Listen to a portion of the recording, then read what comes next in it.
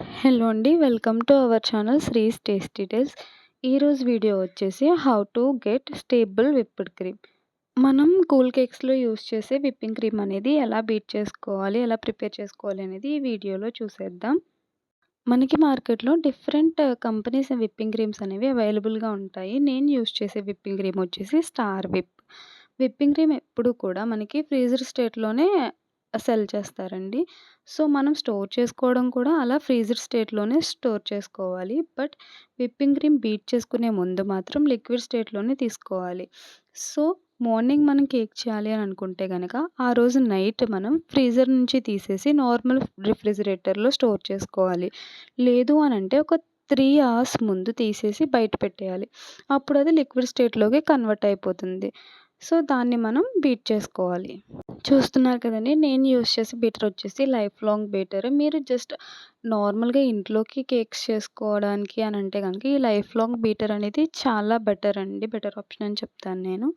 So, first స్పీడ్‌లోనే మనం whipping cream అనేది beat చేసుకోవడం స్టార్ట్ చేయాలి. మనం విప్పింగ్ క్రీమ్ బీట్ అవుతూ ఉండగా వేవ్స్ అనేవి ఫార్మ్ అవుతాయి. మీరు చూస్తున్నారు గదా! ఇప్పుడు లైట్‌గా వేవ్స్ అనేవి ఫార్మ్ అవుతున్నాయి. సో, అలా 1 మినిట్ ఆర్ 2 మినిట్స్ ఫస్ట్ స్పీడ్‌లోనే బీట్ చేసుకోవచ్చండి.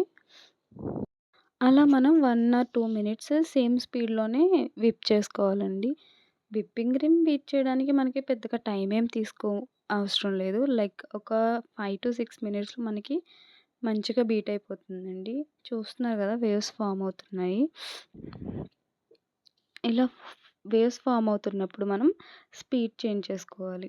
ఇప్పుడు నేను సెకండ్ స్పీడ్‌లో బీట్ చేస్తున్నాను. అలానే సెకండ్ స్పీడ్‌లో కూడా ఒక 1 మినిట్ అలా బీట్ చేసుకున్న తర్వాత మళ్ళీ నెక్స్ట్ స్పీడ్ అనేది చేంజ్ చేసుకోవాలి.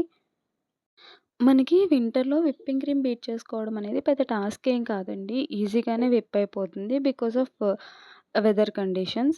బట్ సమ్మర్‌లో విప్పింగ్ క్రీమ్ బీట్ చేసుకోవాలి అనంటే ఖచ్చితంగా మనం ఒక ప్లేట్‌లో కొన్ని ఐస్ క్యూబ్స్ తీసుకొని మనం ఎందులో అయితే బీట్ చేసుకోవాలనుకుంటామో ఆ బౌల్ అనేది ఆ ఐస్ క్యూబ్స్ ఉన్న ప్లేట్‌లో పెట్టి అప్పుడు విప్ చేసుకోవాలండి. అప్పుడైతేనే మనకి ఈజీగా విప్పింగ్ క్రీమ్ అనేది విప్ అవుతుంది. లేదు అనంటే తొందరగా మళ్ళీ మెల్ట్ అయిపోవడానికి ఛాన్సెస్ ఉంటాయి.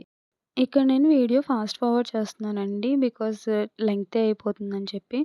అలానే మనం స్పీడ్స్ అడ్జస్ట్ చేసుకుంటూ విప్పింగ్ క్రీమ్ అనేది స్టిఫ్ పీక్స్ వచ్చేంత వరకు బీట్ చేసుకోవాలి. మనం బౌల్ అనేది ఇలా తిప్పినా కూడా కొంచెం కూడా విప్పింగ్ క్రీమ్ అనేది జరగకూడదు. అప్పుడు మనకి విప్పింగ్ క్రీమ్ అనేది కరెక్ట్‌గా విప్ అయినట్టు. చూస్తున్నారు కదా! ఎంత స్టిఫ్‌గా ఉందో. ఇదండి ఈరోజు వీడియో. నా వీడియో గనుక మీకు నచ్చినట్టయితే లైక్ చేయండి, షేర్ చేయండి, సబ్స్క్రైబ్ చేయండి. Thank you all.